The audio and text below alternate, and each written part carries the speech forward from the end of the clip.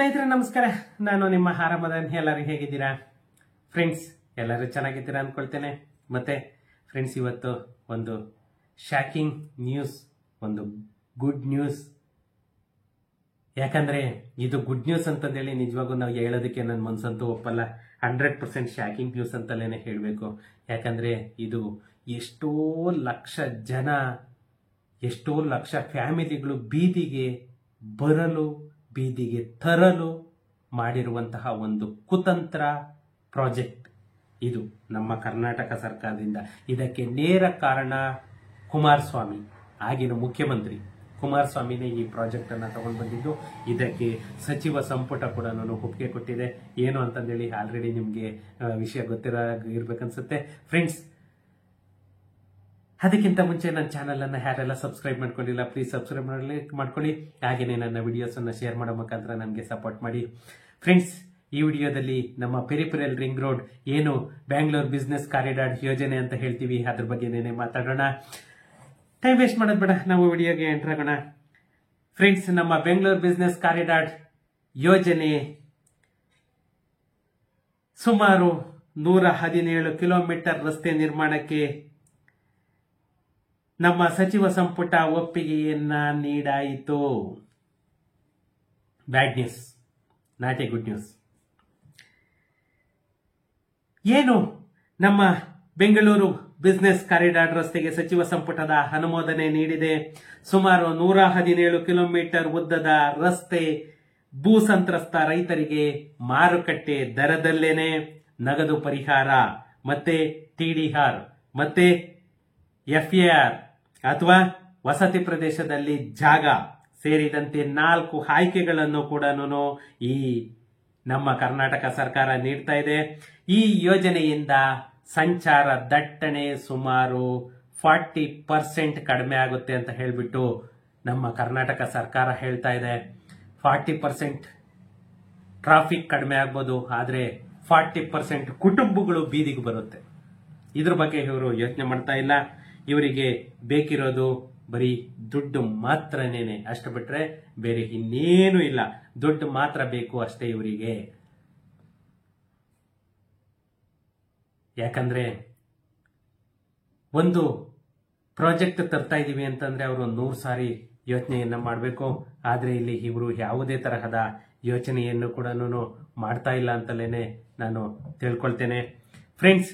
ಏನು ನಮ್ಮ Bangalore business corridor ಯೋಜನೆ ಸುಮಾರು 117 ಕಿಲೋಮೀಟರ್ ಉದ್ದದ ರಸ್ತೆಗೆ ಸಚಿವ ಸಂಪುಟ ಸಭೆಯಲ್ಲಿ ಅನುಮೋದನೆಯನ್ನ ನೀಡಲಾಗಿದ್ದು, ಬೂತ್ ಸಂತ್ರಸ್ತರಿಗೆ ಏನು ಯಾರ್ಯಾರ್ದು ಜಮೀನು ಹೋಗ್ತಾ ಇದೆ ಅವರಿಗೆ ಸುಮಾರು 4 ರೀತಿಯ ಆಯ್ಕೆಗಳನ್ನ ಕೂಡ ನಮ್ಮ ಕರ್ನಾಟಕ ಸರ್ಕಾರ ನೀಡಲಾಗ್ತಾ ಇದೆ. ಇದ್ರ ಬಗ್ಗೆನೆ DK ಶಿವಕುಮಾರ್ ಅವರು ಒಂದು ಸುದ್ದಿಗೋಷ್ಠಿಯನ್ನು ಕೂಡ ಮಾಡಿದ್ರು ಫ್ರೆಂಡ್ಸ್. ಏನು ಈ ಬಿಸ್ನೆಸ್ ಕಾರಿಡಾರ್ ಯೋಜನೆಯನ್ನ ನಮ್ಮ ಕರ್ನಾಟಕ ಸರ್ಕಾರ ಕಾರ್ಯರೂಪಕ್ಕೆ ತಗೊಂಡು ಬರ್ತಾ ಇದೆ. ಇದು ಸುಮಾರು 117 ಕಿಲೋಮೀಟರ್ ಉದ್ದದ ರಸ್ತೆ ಅಂತ ಹೇಳ್ತಾ ಇದ್ದಾರೆ. ಯಾಕಂತಂದ್ರೆ ಇದು ಫೇಸ್ 1, ಫೇಸ್ 2 ಎರಡಿದೆ, PRR 1, PRR 2 ಅಂತ ಹೇಳ್ಬಿಟ್ಟು. ಈ ನಮ್ಮ ಬೆಂಗಳೂರು ನಗರದಲ್ಲಿ ಏನು ಟ್ರಾಫಿಕ್ ಅನ್ನೋದು ಒಂದು ತುಂಬಿ ತುಳುಕ್ತಾ ಇದೆ, ಇದನ್ನ ಕಡಿಮೆ ಮಾಡಬೇಕು ಅಂತ ಹೇಳ್ಬಿಟ್ಟು ನಮ್ಮ ರಾಜ್ಯ ಸರ್ಕಾರ ಯೋಜನೆಯನ್ನ ಮಾಡಿತ್ತು. ಅದರ ಪ್ರಕಾರ ಮಾನ್ಯ ಮುಖ್ಯಮಂತ್ರಿಗಳು, ಆಗಿನ ಮುಖ್ಯಮಂತ್ರಿಗಳಾಗಿದ್ದಂತಹ ಕುಮಾರಸ್ವಾಮಿ ಅವರು ಈ ಪ್ರಾಜೆಕ್ಟ್ ಅನ್ನ ತಗೊಂಡು ಬಂದಿದ್ರು. ಆದ್ರೆ ಅದು ಸುಮಾರು 20 ವರ್ಷ ಆದ್ರೂ ಕೂಡ ಅದು ನೆನಗುದಿಗೆ ಬಿದ್ದಿತ್ತು. ಆದ್ರೆ ಇವಾಗ ಏನು ಕಾಂಗ್ರೆಸ್ ಸರ್ಕಾರ ಇದನ್ನ ಒಂದು ಕಾರ್ಯರೂಪಕ್ಕೆ ತರಬೇಕು ಅಂತ ಹೇಳ್ಬಿಟ್ಟು ಈ ಬಿಸ್ನೆಸ್ ಕಾರಿಡಾರ್ ಯೋಜನೆಯನ್ನ ಒಂದು ಕಾರ್ಯರೂಪಕ್ಕೆ ತಗೊಂಡು ಬರ್ತಾ ಇದೆ. ಇದು ಬಂದ್ಬಿಟ್ಟು ನಮ್ಮ ತುಮಕೂರು ರಸ್ತೆಯಿಂದ ಯಲಹಂಕ ಎಲೆಕ್ಟ್ರಾನಿಕ್ ಸಿಟಿ ಮೂಲಕ, ಮೈಸೂರು ರಸ್ತೆ ಮೂಲಕ ನಮ್ಮ ಬೆಂಗಳೂರು ಎಕ್ಸಿಬಿಷನ್ ಸೆಂಟರ್ ವರೆಗೂ ಕೂಡ ಬರ್ತಾ ಇದೆ. ಈ ರಸ್ತೆ ಬೆಂಗಳೂರಿನ ಉತ್ತರ ಭಾಗದಲ್ಲೇನೆ ಸುಮಾರು 73 ಕಿಲೋಮೀಟರ್ ಸಾಗಲಿದ್ದು, ಉಳಿದದ್ದು ಸುಮಾರು 117 ಕಿಲೋಮೀಟರ್ ಅಲ್ಲಿ ನಮ್ಮ ಬೆಂಗಳೂರು ನಾರ್ತ್ ಅಲ್ಲೇನೆ ಸುಮಾರು 73 ಕಿಲೋಮೀಟರ್ ಬರ್ತಾ ಇರೋದು. ಉಳಿದದ್ದು ನಮ್ಮ ಬೆಂಗಳೂರು ದಕ್ಷಿಣ ಭಾಗದಲ್ಲಿ ಸಾಗ್ತಾ ಇದೆ. ಯಾಕಂತಂದ್ರೆ ನಮ್ಮ ಬ್ಯಾಂಗ್ಳೂರ್ ನಾರ್ತ್ ಏನು ಏರ್ಪೋರ್ಟ್ ಇದೆ, ಈ ಏರ್ಪೋರ್ಟ್ ಇರೋದ್ರಿಂದ ಟ್ರಾಫಿಕ್ ದಟ್ಟಣೆ ಜಾಸ್ತಿ ಆಗ್ತಾ ಇದೆ. ಏನು ಈ ಹಿಂದಿನ ಸರ್ಕಾರ ಯೋಜನೆಗೆ ಒಂದು ಅಧಿಸೂಚನೆಯನ್ನ ಹೊರಡಿಸಿತ್ತು, ಆದ್ರೂ ಕೂಡ ಅದನ್ನ ಕಾರ್ಯರೂಪಕ್ಕೆ ತರದೆ ಅದನ್ನ ಹಿಂಪಡೆದಿರಲಿಲ್ಲ. ಈಗ ನಮ್ಮ ಬೆಂಗಳೂರಿನಲ್ಲಿ ನೈಸ್ ರಸ್ತೆಗೆ ಪರ್ಯಾಯ ರಸ್ತೆ ಅಗತ್ಯವಿದೆ. ಯಾವುದೇ ಕಾರಣಕ್ಕೂ ಕೂಡ ಒಂದು ಡಿನೋಟಿಫಿಕೇಶನ್ ಅನ್ನ ಮಾಡಬಾರದು, ಈ ಯೋಜನೆಯನ್ನ ಕಾರ್ಯರೂಪಕ್ಕೆ ತರಬೇಕು ಅಂತ ಹೇಳ್ಬಿಟ್ಟು ನಮ್ಮ ಕಾಂಗ್ರೆಸ್ ಸರ್ಕಾರ 27,000 ಕೋಟಿಯನ್ನು ಕೂಡ ಆಲ್ರೆಡಿ ಹುಡ್ಕೋಯಿಂದ ಸಾಲ ರೂಪದಲ್ಲಿ ಕೂಡ ತಗೊಂಡಿದ್ದಾರೆ. ಆದರೆ ನಮ್ಮ ಕರ್ನಾಟಕ ಸರ್ಕಾರ ಅಲ್ಲಿ ಜನ ಏನಿದ್ದಾರೆ, ಆ ಜನಗಳು ಏನಾಗ್ತಾರೆ, ಅಷ್ಟು ಕುಟುಂಬಗಳು ಅದರಲ್ಲಿ ಎಷ್ಟು ಬೀದಿಗೆ ಬರುತ್ತೆ ಅನ್ನೋದು ಯಾವುದೇ ಒಂದು ಒಬ್ಬ ಮಿನಿಸ್ಟರ್ ಕೂಡ ಅದರಲ್ಲೂ ಕೂಡ ಈ ಅಪೋಸಿಷನ್ ಅಂತೂ ನಮ್ಮ ಕರ್ನಾಟಕದಲ್ಲಿ ಸತ್ತು ಹೋಗಿದೆ ಅಂತಲೇ ಹೇಳ್ಬೇಕು. ಯಾಕಂದ್ರೆ ಬಡವರ ಬಗ್ಗೆ ಯೋಚನೆ ಮಾಡುವಂತಹ ಅಪೋಸಿಷನ್ ಇಲ್ಲ, ಈ ಕಡೆಗೆ ಸರ್ಕಾರನೂ ಇಲ್ಲ. ಫ್ರೆಂಡ್ಸ್, ಏನು ಈ ಯೋಜನೆಗಾಗಿ ಸುಮಾರು 100 ಮೀಟರ್ ಅಗಲದ ಜಾಗಕ್ಕೆ ಏನು ಅಧಿಸೂಚನೆಯನ್ನ ಹೊರಡಿಸಿದ್ದಾರೆ. ಈಗ ಸರ್ಕಾರ ಬ್ಯಾಂಗ್ಳೂರ್ ಮೈಸೂರು ಹೆದ್ದಾರಿ ಗಾತ್ರವನ್ನು ಕೂಡ ಸುಮಾರು 65 ಮೀಟರ್ ರಸ್ತೆ ಮಾಡಲು ಕೂಡ ತೀರ್ಮಾನಿಸಿದೆ. ಯಾಕಂತಂದ್ರೆ ಈ ರಸ್ತೆಯ ಎರಡೂ ಭಾಗದಲ್ಲಿ ಸರ್ವಿಸ್ ರಸ್ತೆ ಇದ್ದು ಮತ್ತೆ ಪ್ರಮುಖ ರಸ್ತೆಗೆ ಟೋಲ್ ಕೂಡ ಇರುತ್ತೆ. ಈ ರಸ್ತೆಯ ಮಧ್ಯೆ ನೋಡಿ, ಇದು ಪಾಯಿಂಟ್ ಇಟ್ಕೊಳ್ಳಿ. ಯಾಕಂತಂದ್ರೆ ಟೋಲ್ ಇರಲ್ಲ ಅಂತ ಹೇಳಿದ್ರು, ಟೋಲ್ ಫ್ರೀ ರಸ್ತೆ ಅಂತ ಕೂಡ ಹೇಳಿತ್ತು ಇದಕ್ಕೂ ಮುಂಚೆ ಕರ್ನಾಟಕ ಸರ್ಕಾರ. ಇವಾಗ 100% ಮೇನ್ ರಸ್ತೆಗೆ ಟೋಲ್ ಇರುತ್ತೆ, ಸರ್ವಿಸ್ ರೋಡ್ ಮಾತ್ರನೇ ಇರಲ್ಲ. ಈ ರಸ್ತೆಯ ಮಧ್ಯೆ ಮೆಟ್ರೋ ಯೋಜನೆಯನ್ನ ರೂಪಿಸಬೇಕು ಅಂತ ಹೇಳ್ಬಿಟ್ಟು 5 ಮೀಟರ್ ಕೂಡ ಜಾಗವನ್ನು ಕೂಡ ಬಿಡ್ತಾ ಇದ್ದಾರೆ. ಇನ್ನ ಉಳಿದ 35 ಮೀಟರ್ ಜಾಗವನ್ನ ರೈತರಿಗೆ ಪರಿಹಾರ ರೂಪದಲ್ಲಿ ಮರಳಿ ನೀಡಲು ತೀರ್ಮಾನಿಸಿದೀವಿ ಅಂತ ಹೇಳ್ಬಿಟ್ಟು ಕರ್ನಾಟಕ ಸರ್ಕಾರ ಹೇಳ್ತಾ ಇದೆ. ಈ ಜಾಗವನ್ನ ಹರಾಜಾಕಬೇಕು ಎಂಬ ಸಲಹೆ ಕೂಡ ರೈತರಿಗೆ ನೀಡೋದಕ್ಕೆ ನಾವು ನಿರ್ಧರಿಸಿದೀವಿ ಅಂತ ಕೂಡ ಹೇಳ್ತಾ ಇದ್ದಾರೆ.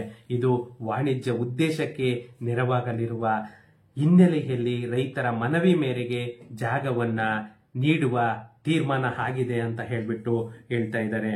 ಯಾಕಂತಂದ್ರೆ ಮೆಟ್ರೋ ಏನ್ ಬರ್ತಾ ಇದೆ, ಆ ಮೆಟ್ರೋ ಬಿಟ್ಟು ಇದು 8 ಪಥಗಳ ರಸ್ತೆ ಆಗಿರೋದ್ರಿಂದ ಇದು ನಮ್ಮ ಸರ್ಕಾರದ ಒಂದು ಉದ್ದೇಶ ಪೂರ್ವ ಪ್ರೇರಿತ ಯೋಜನೆ ಅಂತಲೇನೆ ಯಾಕಂತಂದ್ರೆ ಹೇಳ್ಬೇಕು.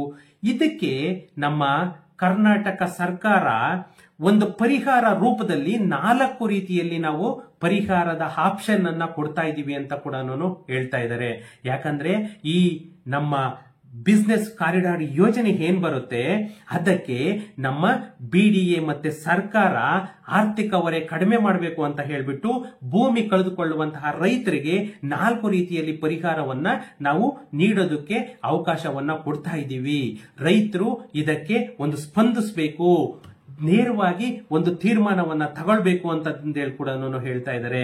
ಯಾಕಂದ್ರೆ ನಗರದ ಭಾಗದಲ್ಲಿ ಮಾರುಕಟ್ಟೆ ದರದಲ್ಲಿ 2 ಪಟ್ಟು ನಗದು ಪರಿಹಾರ ಒಂದು ಆಪ್ಷನ್, ಗ್ರಾಮೀಣ ಪ್ರದೇಶದಲ್ಲಿ ಮಾರುಕಟ್ಟೆ ದರದಲ್ಲಿ 3 ಪಟ್ಟು ನಗದು ಪರಿಹಾರ, ಇನ್ನ ಟಿಡಿಆರ್ ಅಥವಾ ಎಫ್ಎಆರ್ ಅಥವಾ 35% ವಾಣಿಜ್ಯ ಭೂಮಿಯನ್ನು ಪಡೆಯುವ ಅವಕಾಶ. ಮತ್ತೆ ವಾಣಿಜ್ಯ ಭೂಮಿ ಬೇಡ ಅಂತಂದ್ರೆ ವಸತಿ ಪ್ರದೇಶದಲ್ಲೇ ಜಾಗ ಬೇಕು ಅಂತಂದ್ರೆ ಬಿಡಿಎ ವತಿಯಿಂದ ರೂಪಿಸಲಾಗಿರುವಂತಹ ನೂತನ ಬಡಾವಣೆಗಳಲ್ಲಿ 40% ಜಾಗ. ಇಷ್ಟು ಕೂಡ ಆಪ್ಷನ್ ಅನ್ನ ಕೊಡ್ತಾ ಇದ್ದಾರೆ.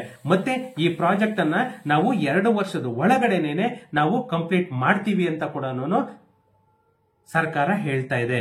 ಯಾಕಂತಂದ್ರೆ ಜನಗಳು ಇವಾಗ ರೈತರು ಎಷ್ಟು ಬೇಗ ತೀರ್ಮಾನ ಮಾಡ್ತೀರಿ ಅಷ್ಟು ಬೇಗ ನಾವು ಈ ಪ್ರಾಜೆಕ್ಟ್ ಅನ್ನ ಕಂಪ್ಲೀಟ್ ಮಾಡ್ತಾ ಇದೀವಿ ಅಂತ ಹೇಳ್ತಾ ಇದ್ದಾರೆ. ಏನು 2 ವರ್ಷದಲ್ಲಿ ಇವರು ಯೋಜನೆಯನ್ನ ಪೂರ್ಣ ಮಾಡ್ತಾರ ಅಂತ ಅಂದ್ರೆ ಸರ್ಕಾರದ ತೀರ್ಮಾನಕ್ಕಾಗಿ ರೈತರು ಕಾತುರರಾಗಿದ್ದರಂತೆ. ನಿಜವಾಗೂ ಈ ತರ ಹೇಳಿಕೆ ಕೊಡೋದಕ್ಕೆ ಇವರಿಗೆ ನಾಚಿಕೆ ಆಗಬೇಕು. ಒಂದು ವೇಳೆ ಯಾರಾದ್ರೂ ಭೂಮಿ ನೀಡಲು ನಿರಾಕರಿಸಿದರೆ ನಾವು ಸಹಜ ಸ್ವಾಧೀನ ಪ್ರಕ್ರಿಯೆ ಪರಿಹಾರದ ಹಣವನ್ನ ನ್ಯಾಯಾಲಯದಲ್ಲಿ ಠೇವಣಿ ಮಾಡ್ತೀವಿ.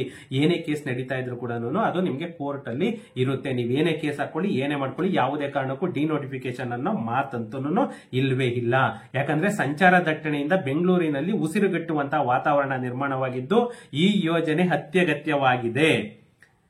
ಯಾಕಂತಂದ್ರೆ ಈ ಯೋಜನೆಯಿಂದ ಸುಮಾರು 1900 ಕುಟುಂಬಗಳಿಗೆ ಪರಿಹಾರ ಬೀರುತ್ತದೆಯಾದರೂ ಬೆಂಗಳೂರು ನಗರಕ್ಕೆ ದೊಡ್ಡ ಮಟ್ಟದ ನಿರಾಳತೆ ಬರುತ್ತಂತೆ. ಇದು ನಮ್ಮ ರಾಜ್ಯ ಸರ್ಕಾರ ಕೊಡ್ತಾ ಇರುವಂತಹ ಹೇಳಿಕೆ. ಅಲ್ಲಿ 1900 2000 ಕುಟುಂಬ ಬೀದಿಗೆ ಬರ್ತಾ ಇರೋದು ಇವ್ರಿಗೆ ಗೊತ್ತಾಗ್ತಾ ಇಲ್ಲ. ಏನು ಈ ಟಿಡಿಆರ್ ವಿನಿಮಯ ಪ್ರಾರಂಭಿಸುವಂತಹ ಅಧಿಕಾರಿಗಳಿಗೆ ನಾನು ಸೂಚನೆಯನ್ನು ಕೂಡ ಆಲ್ರೆಡಿ ಕೊಟ್ಟಿದ್ದೀನಿ ಅಂತ ಡಿ ಕೆ ಶಿವಕುಮಾರ್ ಅವರು ಹೇಳ್ತಾ ಇದ್ದಾರೆ. ಈ ಪ್ರಕ್ರಿಯೆಯನ್ನ ಸುಗಮವಾಗಿ ಆಸ್ತಿಗಳ ವಿನಿಮಯ ಮಾಡೋದಕ್ಕೆ ಪ್ರತ್ಯೇಕ ವ್ಯವಸ್ಥೆಯನ್ನು ಕೂಡ ನಾವು ಕಲ್ಪಿಸ್ತಾ ಇದೀವಿ ಅಂತ ಹೇಳ್ತಾ ಇದ್ದಾರೆ. ಭೂಮಿ ಕಳೆದುಕೊಳ್ಳುವವರು ನೋಂದಣಿ ಮಾಡಿಕೊಂಡು ಟಿಡಿಆರ್ ವಿನಿಮಯ ಮಾಡಿಕೊಳ್ಳಬಹುದಾಗಿದೆ ಅಂತ ಕೂಡ ಹೇಳ್ತಾ ಇದ್ದಾರೆ. ಯಾಕಂತಂದ್ರೆ ಈ ಪ್ರಾಜೆಕ್ಟ್ ಅನ್ನ ನಾವು ಯಾವುದೇ ಕಾರಣಕ್ಕೂ ಕೂಡ ಡಿಲೇ ಮಾಡೋ ತರ ಇಲ್ಲ. ಯಾಕಂತಂದ್ರೆ ಆಲ್ರೆಡಿ 27,000 ಕೋಟಿ ಹುಡ್ಕೋ ಬ್ಯಾಂಕ್ ಇಂದ ಆಲ್ರೆಡಿ ಲೋನ್ ಕೂಡ ಬಂದಾಗಿದೆ.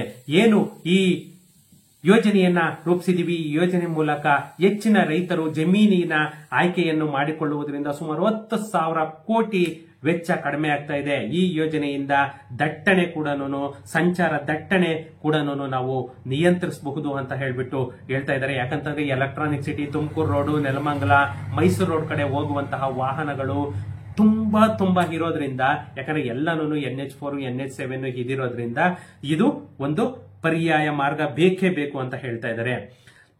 ಇನ್ನ ಎಷ್ಟು ಎಕರೆ ಬಳಕೆಯಾಗುತ್ತೆ ಮತ್ತೆ ಇದಕ್ಕೆ ಹೊಸದಾಗಿ ಏನು ನೋಟಿಫಿಕೇಶನ್ ಮಾಡಬೇಕು ಅದನ್ನ ಆಲ್ರೆಡಿ ಎಲ್ಲಾನು ಪ್ರೀ ಪ್ಲಾನ್ ಕೂಡ ಮಾಡ್ಕೊಂಡಿದ್ದಾರೆ. ಈ ಯೋಜನೆಯಲ್ಲಿ ಉತ್ತರ ಭಾಗದಲ್ಲಿ ಏನು 1800 ಎಕರೆ, ದಕ್ಷಿಣ ಭಾಗದಲ್ಲಿ ವಸತಿ ಪ್ರದೇಶ, ಅನೇಕ ರೈತರು, ಕೆಲವು ವಿರೋಧ ಪಕ್ಷಗಳ ಶಾಸಕರು ಕೂಡ ಇದು ಅತ್ಯುತ್ತಮ ಯೋಜನೆ ಅಂತ ಹೇಳ್ತಾ ಇದ್ದಾರೆ. ಯಾಕಂತಂದ್ರೆ ಅಲ್ಲಿ ಎಲ್ಲರಿಗೂ ಕೂಡ ಡಿಸ್ಟ್ರಿಬ್ಯೂಟ್ ಆಗುತ್ತೆ ಅಷ್ಟೇನೇನೆ, ಇನ್ನೇನು ಇಲ್ಲ. ಟೋಲ್ ಪ್ರಮಾಣ ಎಷ್ಟಿರುತ್ತೆ ಅಂತಂದ್ರೆ ಇವಾಗ ಅದ್ರ ವಿಚಾರ ಹೇಳಲ್ಲ ಅಂತೆ. ಯಾಕಂತಂದ್ರೆ ಅವ್ರಿಗೆ ಆಮೇಲೆ ಫಿಕ್ಸ್ ಮಾಡ್ತಾರೆ.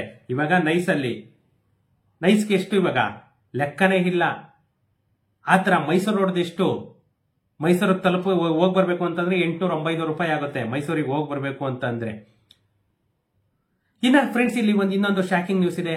20 ಗುಂಟೆಗಿಂತ ಕಡಿಮೆ ಯಾರ್ದು ಜಾಗ ಹೋಗ್ತಿದೆ ಅವರಿಗೆ ಓನ್ಲಿ ನಗದು ಪರಿಹಾರ ಮಾತ್ರ ನೇನೆ ಕೊಡ್ತಾ ಇರೋದು. ಅವರಿಗೆ ಯಾವುದೇ ಜಾಗ ಅಥವಾ ಟಿಡಿಆರ್ ಏನೂ ಕೊಡಲ್ಲ ಅಂತ ಹೇಳ್ಬಿಟ್ಟು ನಮ್ಮ ಕರ್ನಾಟಕ ಸರ್ಕಾರ ಹೇಳ್ತಾ ಇದೆ.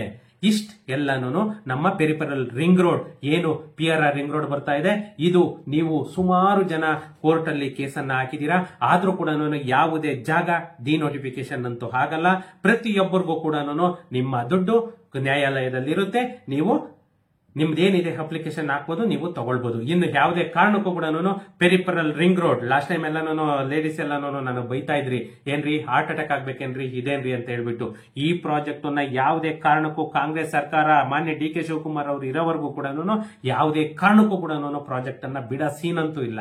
ಯಾಕಂದ್ರೆ ಆ ಮಂಚ ಬಂದಿರೋದೇನೇನೆ ಅವರೆಲ್ಲಾನು ದುಡ್ಡು ಅನ್ನೋ ಒಂದು ಉದ್ದೇಶದಿಂದನೇ ಬಂದಿರೋದು.